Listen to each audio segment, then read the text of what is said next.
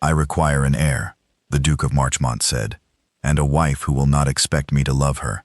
In exchange, I will pay your father's debts, settle a fortune upon you, and leave you in peace. Those are my terms, Miss Vale. You may take a day to consider them, though I confess, I do not see what there is to consider. Rosalind Vale sat very straight in the cold, grand library of Marchmont Abbey, and regarded the coldest man in England across an acre of Turkey carpet, and thought that she had been proposed to in some unromantic ways in her 23 years. She was a poor gentlewoman with a spendthrift father and no dowry, and the offers that came to such women were rarely tender. But that this was, without question, the least romantic proposal ever made by one human being to another, and that the truly remarkable thing about it was that she was going to say yes. "Let me be certain I understand the arrangement, Your Grace," she said. "You wish to marry me. You require, from the marriage, a child, an heir to your title and estates. Beyond that, you want nothing from me, and offer nothing but money. No affection, no companionship, no shared life. I am to provide an heir, and then be pensioned off to some pleasant distant house, and left, as you put it, in peace, presumably for the rest of my life. Have I understood the bargain correctly?" "Precisely," said the Duke of Marchmont. "You are quick. I appreciate it. It saves a great deal of tedious explanation. And may I ask why?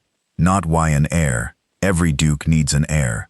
That is the whole tiresome business of being a duke. But why like this? Why a cold contract with a poor stranger, when you could have your pick of the loveliest and best-born women in England, most of whom would be delighted to be your duchess, and would even, I imagine, be willing to pretend to be fond of you, which is more than I am offering." Something flickered in the Duke's cold face. A shadow, quickly gone. But Rosalind was a watchful woman, and she saw it. "Because I do not wish to be pretended fond of," the Duke of Marchmont said. "I find pretense more distasteful than honesty, even cold honesty. I have no interest in a marriage, Miss Vale. I have interest only in an heir. The entail requires one. My great-uncle's will is very specific, and if I die without a son, the whole of Marchmont passes to a cousin I despise, and who would ruin every soul on this estate within a decade. So I need a son, and I have concluded that the cleanest way to acquire one is a plain contract with a sensible woman who needs money as much as I need an heir, conducted honestly, with no false sentiment on either side, to curdle later into disappointment. You need a fortune. I need a son. We are each in possession of what the other requires. It is not romance, Miss Vale. It is not meant to be.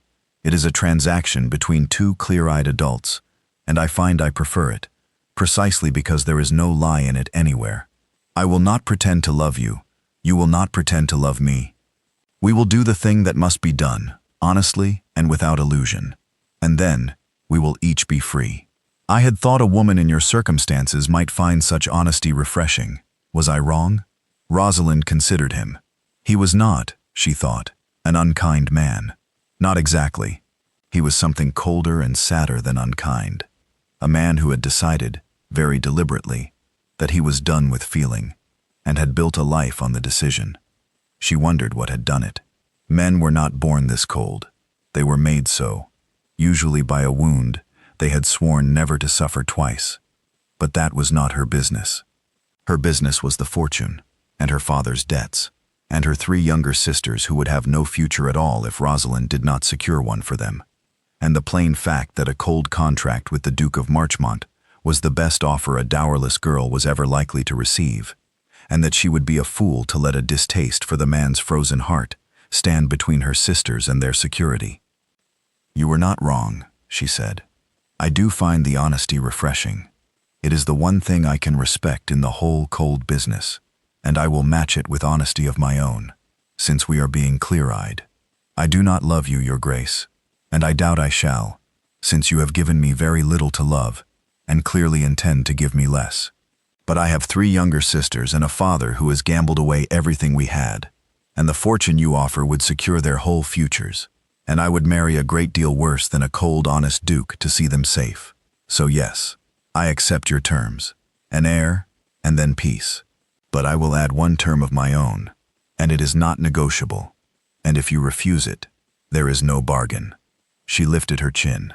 "You may have your heir, your grace. But whatever child comes of this cold arrangement will be a person, not a clause in a will, and I will not surrender that child and be pensioned off to a distant house and told to vanish from its life. If I give you a son, I remain its mother. I will live where the child lives. I will raise it. I will not be paid to disappear from my own son's life, so that you need not be troubled by either of us. You want an heir. Very well. But an heir is a child, and a child needs a mother, and I will be that mother in fact, and not merely in the begetting. That is my term. The fortune I will take for my sisters. But myself I do not sell, and my child I do not surrender. Agree to that, and you have your bargain. Refuse it, and find yourself another sensible woman, for I will not be one." The Duke of Marchmont looked at her for a long, considering moment, and once again something moved behind the cold. Surprise, this time, and a flicker of something that might almost have been respect. "You drive a harder bargain than I expected," he said, "and a better one. You are quite right. A child is not a clause. I had not thought it through so far, which does me no credit. Very well. You will remain the child's mother, in fact, in residence, in every way. I withdraw the pensioning off. You may live at Marchmont and raise your son. I ask only that you continue to expect nothing from me personally. The marriage remains a marriage of convenience. The arrangement remains cold. I remain, as I am. I will be a distant father and a distant husband, because I have nothing warmer to be, and I will not pretend otherwise. But you and the child may have the house, and the fortune, and each other, and my complete non-interference. Is that agreeable?" "It is agreeable," said Rosalind Vale. "Then we have a bargain." The Duke of Marchmont rose, and crossed the acre of carpet, and held out his hand to seal it. Not the hand of a lover, but the hand of a man closing a transaction. And Rosalind rose and took it, and they shook hands on the coldest marriage in England, and neither of them had the smallest suspicion that they had just made the greatest mistake, or the greatest bargain, of their lives, for there is nothing on this earth so likely to end in love as two people who have solemnly agreed there will be none. They were married within the month, quietly, and the coldness held, for a while. It held through the wedding, a brief, joyless legal formality that Rosalind's father attended in a state of relief, so naked it was nearly indecent, his debts paid, his troublesome, dowerless daughter turned somehow into a duchess. It held through the strange early weeks at Marchmont Abbey, in which the Duke and his new Duchess conducted themselves like two courteous strangers, sharing a very large house, meeting at dinner, exchanging civil nothings, retiring to separate wings, the whole arrangement as cold and correct as the contract that had made it. The Duke of Marchmont was punctilious. He was never unkind. He was simply, entirely, absent, present in body, and gone in every other way, a man who had walled himself so far inside his own reserve that Rosalind sometimes wondered whether there was anyone left in there at all. But Rosalind Vale was a watchful woman, and Marchmont Abbey was, for all its grandeur, a house with a great deal to watch. And slowly, over those first cold weeks, she began to assemble a picture of her husband that did not match the frozen surface he presented. She noticed that the servants, who by rights should have feared such a cold master, did not fear him. They were devoted to him, quietly and completely, in the way servants are devoted only to a master who has been secretly good to them. She discovered, by accident, that the Duke of Marchmont paid the physician's bills for every family on his estate, and had done for years, and had forbidden anyone to speak of it.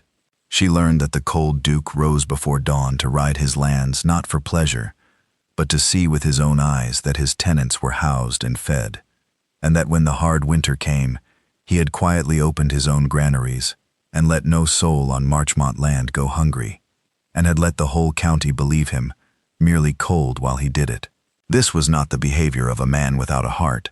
This was the behavior of a man with a very great heart indeed, who had, for some reason, decided to hide it, to do good coldly, in secret, so that no one could see the warmth and no one could use it against him. And she noticed one thing more, which troubled her most of all. In the long gallery at Marchmont, among the portraits of dead dukes, There hung a painting of a woman, young, lovely, laughing, that the Duke never passed without a particular stillness coming over him, and before which, once, late at night when he thought the house asleep, Rosalind saw him stand for a long time with an expression on his cold face that was not cold at all, but was the rawest grief she had ever seen on a living man. She asked the housekeeper gently who the woman was. The housekeeper's face closed. "That was the first Duchess, Your Grace," she said. "Lady Cecily. She died. It will be 5 years come spring. It is not spoken of. His Grace was. He was a different man. Before. Warm as summer, if you'll believe it. That painting is the only warm thing he's let stand in this house since she went. I'll say no more." And Rosalind Vale, standing in the cold gallery before the portrait of the laughing dead woman, understood at last what had frozen her husband. And understood, too, that the coldness was not the absence of a heart, but the presence of one so badly broken that its owner had walled it away rather than risk it breaking again. The Duke of Marchmont did not want a marriage of convenience because he had no heart to give. He wanted one because he had loved once, warmly and wholly, and lost her, and had decided that the pain of it was not to be risked a second time, and had therefore built himself a cold contract with a stranger, precisely so that he could never again love, and never again lose, and never again feel the thing that had nearly destroyed him when Lady Cecily died. He had not asked Rosalind for a loveless marriage because he was incapable of love. He had asked for one because he was terrified of it, and that, Rosalind thought, was a different thing entirely, and a far more hopeful one, and possibly the most dangerous discovery she had ever made. Because a woman can live contentedly enough with a man who cannot love, but a woman who discovers that her cold husband is only a warm man in hiding is a woman in very great danger of trying to coax him out. She told herself she would not try. It was not in the bargain. She had promised to expect nothing, and she was a woman who kept her promises. She would raise her child, and secure her sisters, and leave the Duke of Marchmont frozen behind his wall, as he wished to be. She lasted, in this resolution, rather less than a fortnight. She did not mean to coax him. She only meant to be kind, because she was a kind woman, and could not help it. And kindness offered steadily to a frozen man is the most coaxing thing there is. It began, as revolutions in cold houses often do, with a chair. For 3 weeks, Rosalind had dined at the far end of the great table, an acre of polished mahogany, between herself and her husband, the two of them exchanging civil nothings across a distance that made real conversation impossible, and was, she came to understand, designed to. On the 4th week, she simply instructed the footman to lay her place beside his, at his end, and walked in to dinner as though it were the most natural thing in the world, and sat down at his elbow. The Duke of Marchmont looked at the rearranged table with the expression of a man whose defenses have been outflanked by an enemy he had not thought capable of strategy. "You have moved," he observed. "I have," Rosalind agreed, unfolding her napkin. "The table is very long, Your Grace, and I found I was straining my voice to be civil to you across the whole length of it, and straining one's voice is bad for the complexion, and as I am to provide you an heir, I thought I had better preserve what looks I have, so I have moved. You may move back to the far end if you find my proximity distressing, though it will look very odd to the footmen, 2 dukes and duchesses fleeing each other down a 40-foot table like a farce, and the story will be all over the county by Sunday. I leave it to you." She took up her spoon. "I have also been reading in your library, which I hope you do not mind, and I have a bone to pick with you about Mr. Coleridge, whom you have annotated in the margins, in a hand of such violent disagreement that I laughed aloud in the gallery, and frightened a housemaid. You are quite wrong about him, Your Grace, and I intend to prove it to you over the soup, and you may defend yourself or concede, but you may not escape to the far end of the table, as that would be cowardice, and I do not think you are a coward." There was a silence, and then the Duke of Marchmont, who had not, the housekeeper would later swear, been heard to do such a thing in 5 years, laughed. It came out of him rusty and startled, and entirely against his will, and he looked almost alarmed to hear it, as a man might look who has heard an unfamiliar sound in an empty house, and realized it came from himself. "I am not wrong about Coleridge," he said. "You are catastrophically wrong about Coleridge," said Rosalind, "and I shall now demonstrate it." And she did, at length, with wit and real learning, and the Duke of Marchmont, who had married her expecting a sensible broodmare and a cold convenience, found himself, over the soup and then the fish and then the whole of a dinner that ran 2 hours long, in the middle of the best argument he had had in years, defending his marginalia against a poor gentlewoman who quoted the verses back at him from memory and would not concede a single point and made him laugh 3 more times before the covers were drawn. He went cold again the next evening, of course. She had frightened herself, and him, with how much they had both enjoyed it, and the wall went back up. But the chair stayed moved. Neither of them ever mentioned moving it back.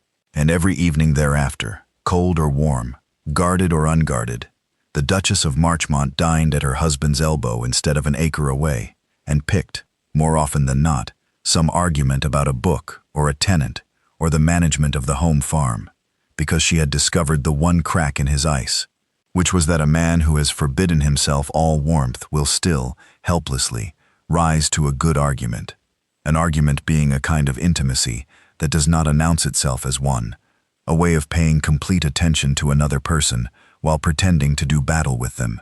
She argued with him because it was the one form of closeness his defenses would permit, and he let her, because he could tell himself it was only debate, and the two of them fenced their way, night after night, toward a warmth that neither would yet call by its name, over the soup, at the near end of a very long table, in a house that had not heard laughter in 5 years, and was, without quite admitting it, beginning to remember how.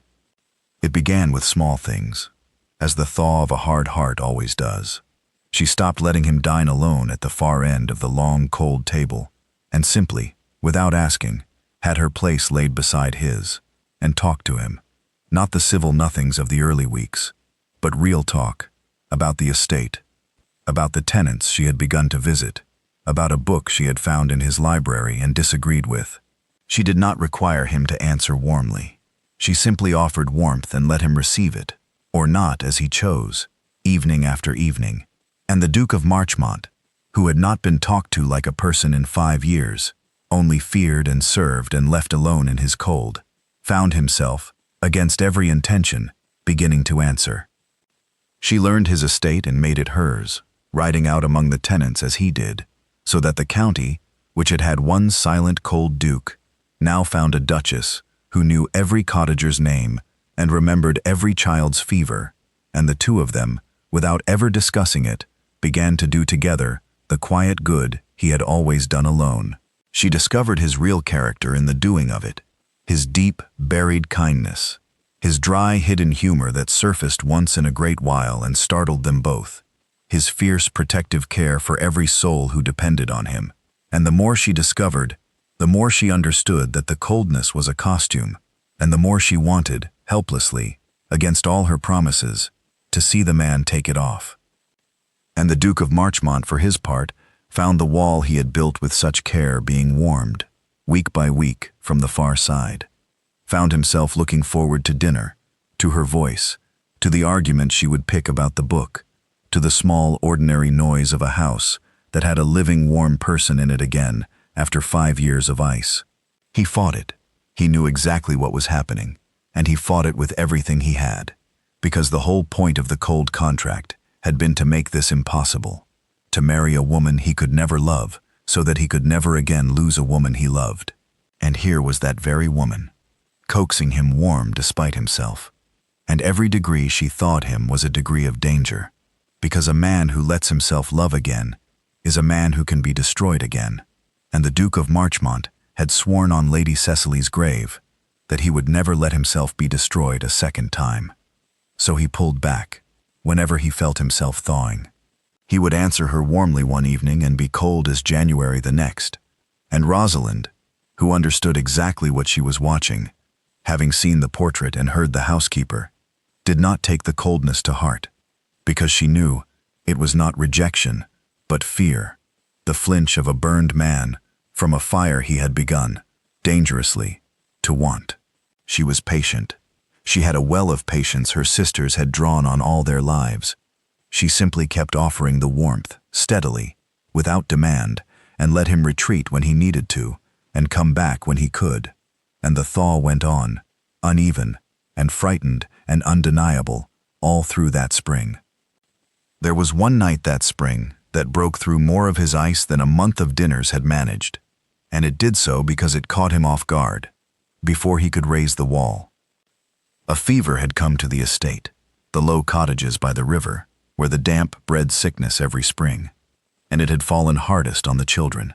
And one night word came up to the abbey that the miller's youngest was not expected to live till morning. Rosalind was dressed and downstairs with a basket before the message was finished, and she found her husband already in the hall, booted, his face set, reaching for his greatcoat, and they looked at each other, the cold Duke and the Duchess who had been ordered to expect nothing from him, and understood without a word that they were both going, and went together into the wet dark. They spent the night in the miller's cottage, the two of them, and Rosalind saw her husband as she had never seen him. The cold Duke of Marchmont knelt on the earthen floor of a laborer's cottage, in his fine coat, and did not seem to know it was fine. He sent his own carriage for the physician, and paid the man to stay till the crisis passed. He sat by the child's pallet through the worst hours, holding the terrified mother's hand, and speaking to her low and steady. And when the little one's fever finally broke near dawn, it was the Duke of Marchmont who wept, silently, turned half away, thinking no one saw. With relief, Rosalind saw.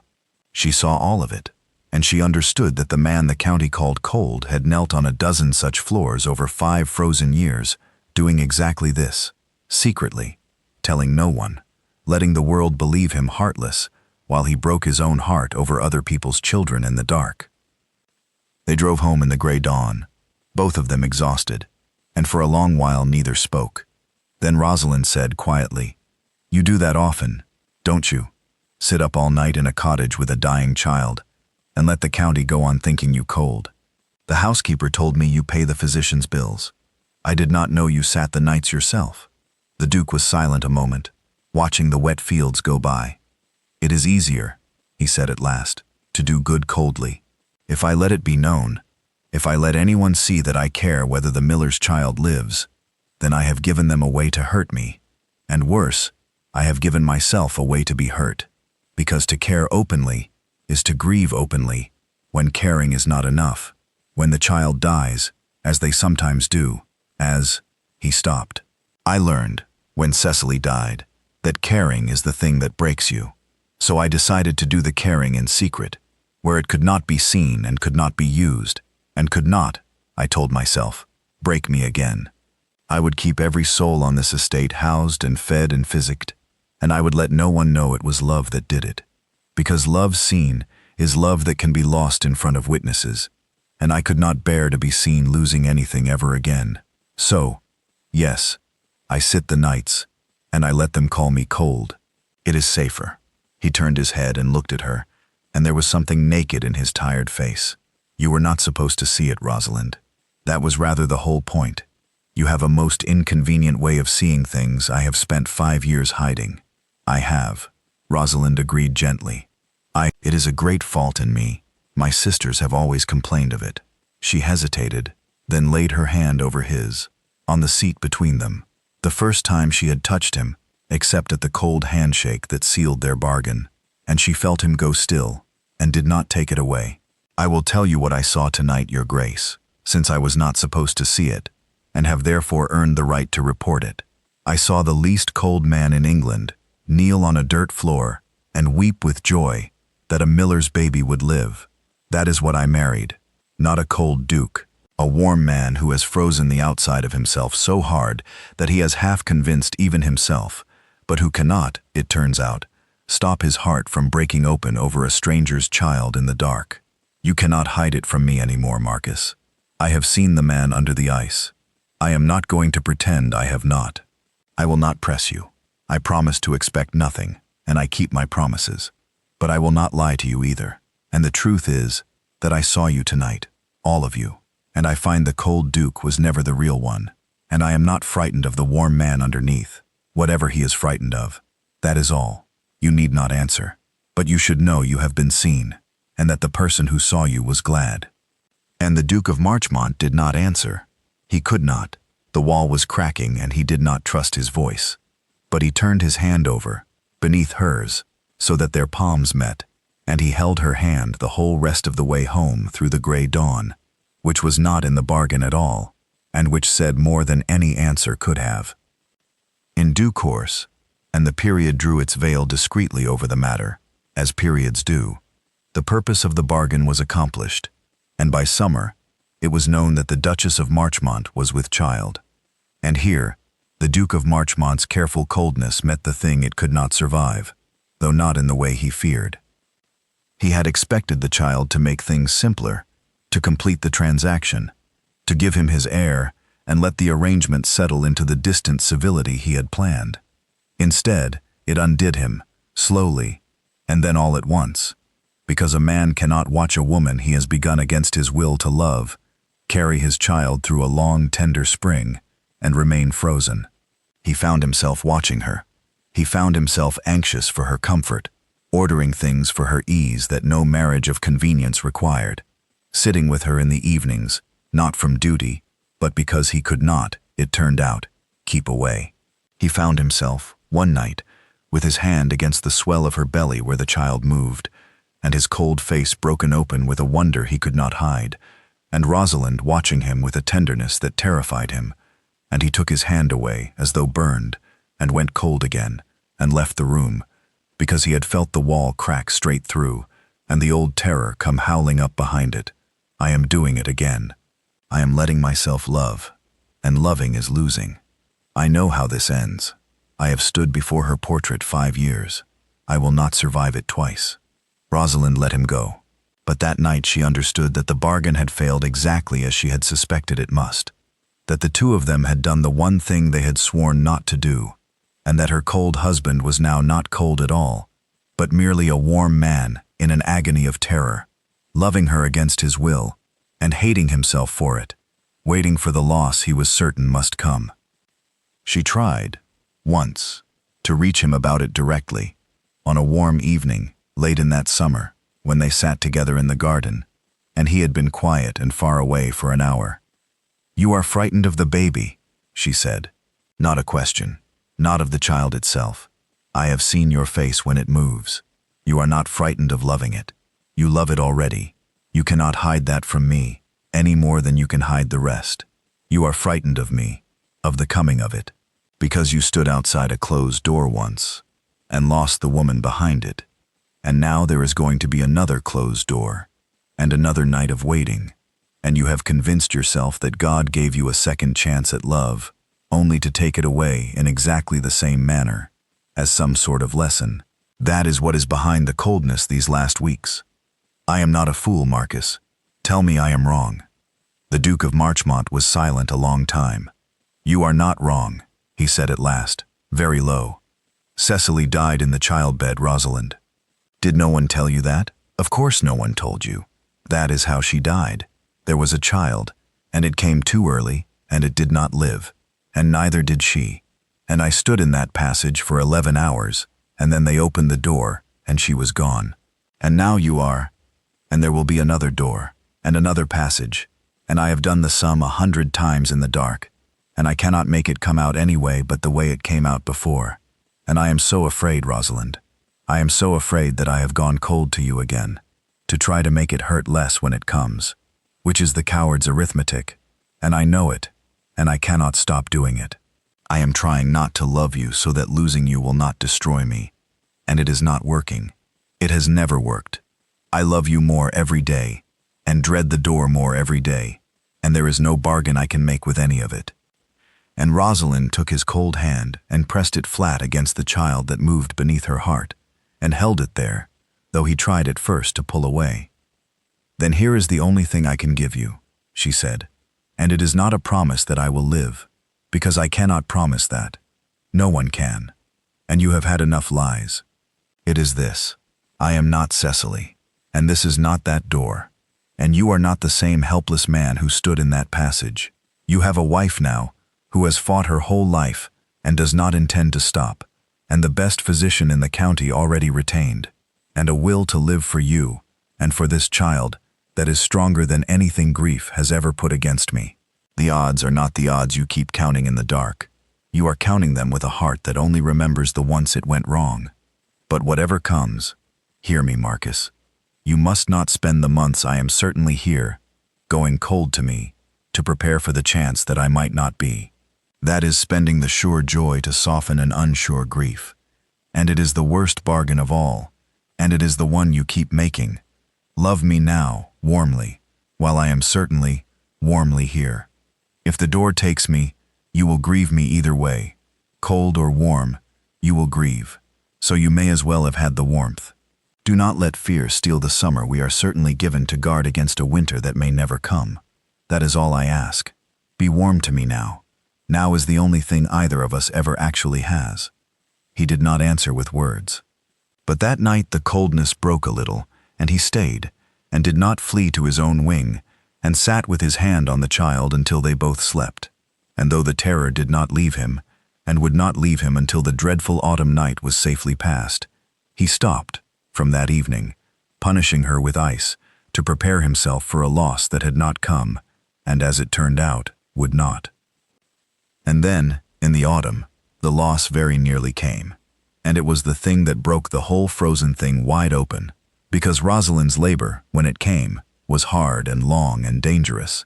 And for one terrible night the Duke of Marchmont paced outside a closed door exactly as he had once paced outside another closed door 5 years before, listening to a woman he loved fight for her life, certain that God meant to take this one too, to punish him for the crime of having dared to love again, after he had sworn he never would.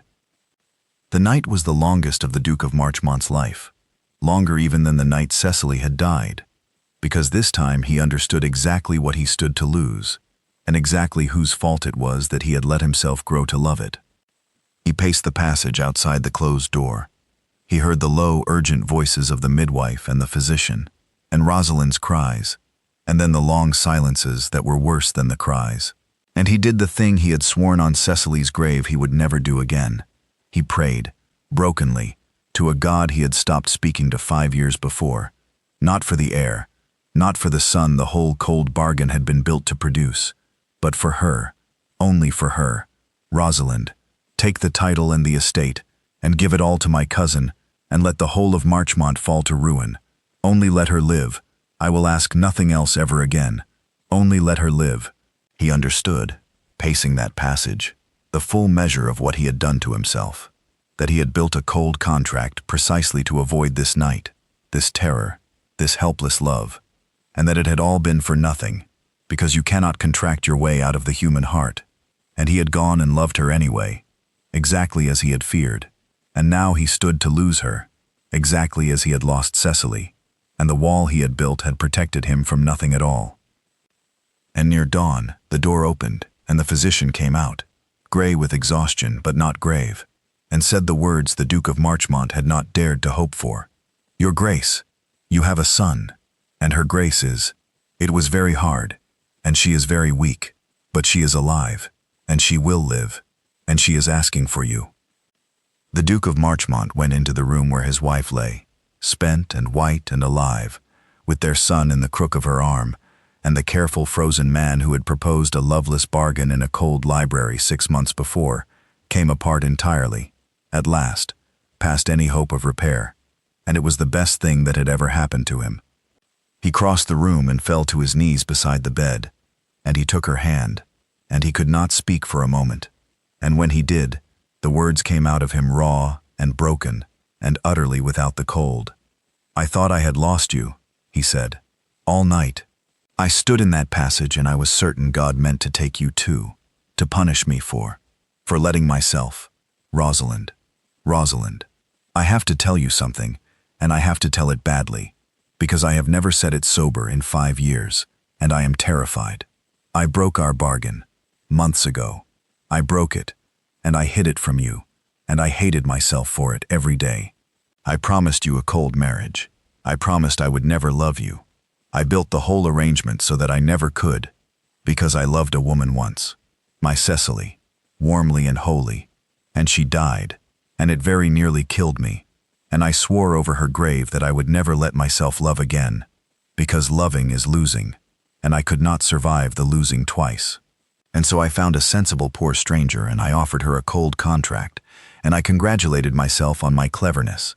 A marriage with no love in it can have no loss in it, I thought. I am safe. I have outwitted grief. And then the stranger turned out to be you. His voice broke. And you were kind to me when I gave you no reason to be. And you learned my tenants' names and opened my granaries beside me and argued with me about books and filled this dead cold house with warmth. And you carried our child through the spring. And I watched you. And I loved you, Rosalind. I loved you against every promise I made to myself and to Cecily's grave. And I fought it with everything I had because I knew that loving you meant this night, meant standing in that passage certain I was about to lose you, and I could not bear it. And I went cold at you again and again to protect myself, and I am so ashamed of it I can hardly speak. And now the night has come, the night I built the whole cold bargain to avoid, and you did not die, you lived.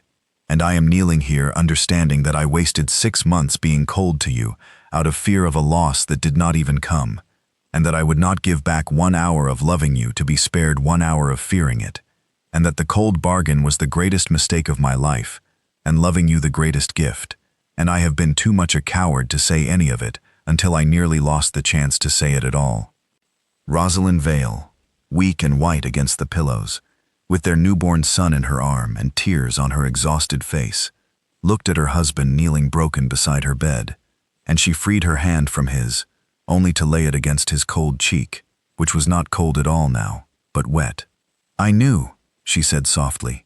"I have known for months, my love. I saw the portrait. I heard about Cecily. I understood almost from the beginning that you were not a cold man at all, but a warm one hiding from a wound. And I resolved not to coax you out, because it was not in our bargain. And I lasted about a fortnight before I broke that resolution entirely, because I could not help it. Because you left your warmth lying about the house and the granaries and the physician's bills and the tenants' names. And a woman cannot watch a man do so much good, so secretly, and go on believing him cold. I fell in love with the warm man you were hiding, Marcus, weeks and weeks ago, and I said nothing, because you were so frightened, and I did not want to frighten you further. I broke our bargain too. We are both oath breakers. We solemnly agreed there would be no love, and we have gone and filled this cold house with it, and made a child in the middle of it, and I would not undo 1 moment. Her thumb moved against his cheek. You are so afraid that loving is losing, and you are right, it is. Everyone we love we lose, in the end. That is the price of the whole terrible bargain of being alive, and there is no cold contract anywhere that can buy a soul out of it. You lost Cecily, and it was a real grief, and I will never ask you to unlove her or unmourn her. There is room in this marriage for an honored ghost. But Marcus, you did not lose her because you loved her. You would have grieved her exactly as deeply if you had spent those years cold to her. Only then, you would have had the grief, and none of the joy. Loving is losing, but not loving is losing too. Losing the whole of the joy in advance, to be spared a grief that comes anyway. You have spent 5 years paying the price of love. The fear, the dread, the loss, while refusing yourself any of its reward. That is the worst bargain of all, my darling. And you made it out of a broken heart, and I do not blame you for it. But I will not let you go on making it. Love me. Fully, warmly, out loud. And yes, someday one of us will lose the other, because that is how it ends for everyone. But we will have had the loving in between. All of it. The whole warm blaze of it. And it will have been worth every hour of the fear. That is the only bargain worth making. Not the cold one. The warm one. Make it with me. Say you will. And the Duke of Marchmont, kneeling by the bed with his living wife's hand on his face, and his newborn son an arm's length away, made the warm bargain at last, the one he had spent 5 years too frightened to make. "I will," he said. "God help me, Rosalind. I will. No more coldness, no more wall. I have been a fool and a coward, and I have wasted 6 months of loving you being frightened of it, and I am finished. I love you. I will say it every day. I will say it so often you grow sick of it. I broke a cold bargain to fall in love with my own wife, and it is the best thing I have ever done, and I will spend the rest of my life being warm to you, out loud, in front of everyone, and grateful every single day that you were poor enough to answer a cold duke's advertisement, and brave enough to set a term he did not expect, and kind enough to thaw a man who had frozen himself half to death. I love you there. I have said it sober, and the sky did not fall, and I find I want to say it 1,000 more times. He bent and pressed his lips to her hand, and then, wonderingly, to the downy head of his son. We made an heir out of a cold bargain, and we made, without meaning to, in the middle of it, a marriage, a real one, the warm kind. I did not know it could still happen to me. Thank you for not letting me stay frozen. Thank you for coaxing me out when I had forbidden you to. It saved my life. You have saved my life, Rosalind, exactly as surely as if you had pulled me from a river. I know, said Rosalind Vale, smiling through her exhaustion, the old dry warmth in it. I am aware. You may spend the next 40 years thanking me. I shall allow it. They named their son Henry, and he was, as the entail required, the heir to Marchmont.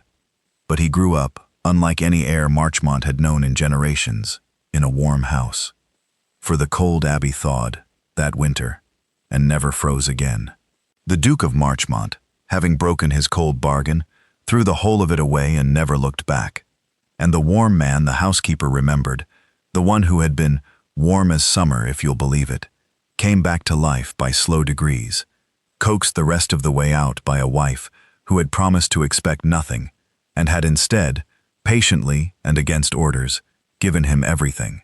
The county, which had had a cold duke for 5 years, watched in astonishment as he became, once more, a man who laughed, who rode out openly among his people instead of in guilty secret, who could be seen walking the gardens of Marchmont with his duchess on his arm and his son on his shoulders, and who spoke of his first wife Cecily, when he spoke of her, not with the frozen silence of a wound, but with the warm sorrow of an honored grief that had, at last, found room to sit beside a new and living joy. And Rosalind, who had married coldly for her sister's sake, expecting nothing but a fortune and a distant house, found that she had somehow, by the sheer accident of kindness offered to a frozen man, won the one thing she had never bargained for and never dreamed she wanted: a great love, warm and complete, from a husband who had sworn he had none to give, and turned out to have the largest heart in the county, only frozen over, only waiting for someone patient enough to thaw it. Her sisters were secured, every one of them dowered and settled and safe. Her father was quietly supported and kept from further ruin.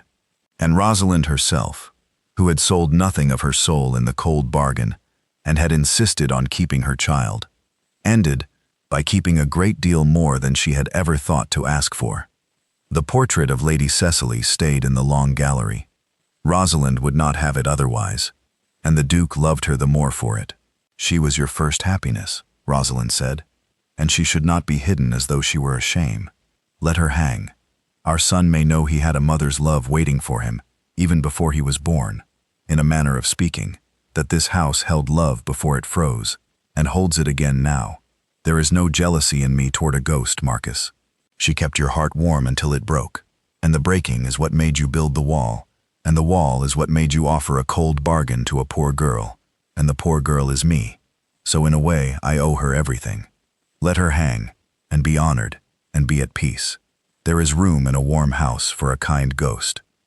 And so the portrait hung, honored, in a house that had learned to be warm again.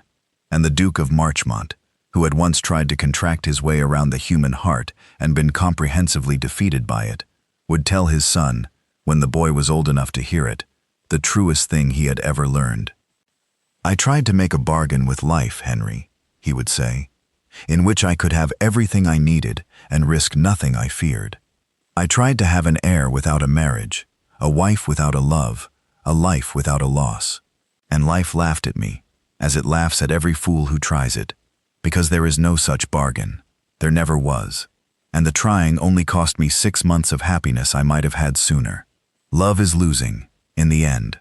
I will not lie to you, my boy, because your mother has cured me of lying. Everyone you love, you will someday lose. But the answer to that is not to love coldly, or carefully, or not at all. The answer is to love warmly, and completely, and out loud, for as long as you are given, and to count the fear a fair price for the joy, because the joy is the only thing that was ever worth being alive for, and the fear is only its shadow, and a man who flees the shadow flees the light as well. I made the cold bargain once. It nearly cost me your mother, and it cost me half a year of loving her, and it was the worst thing I ever did. Make the warm one, Henry, when your time comes. It is the only bargain worth making.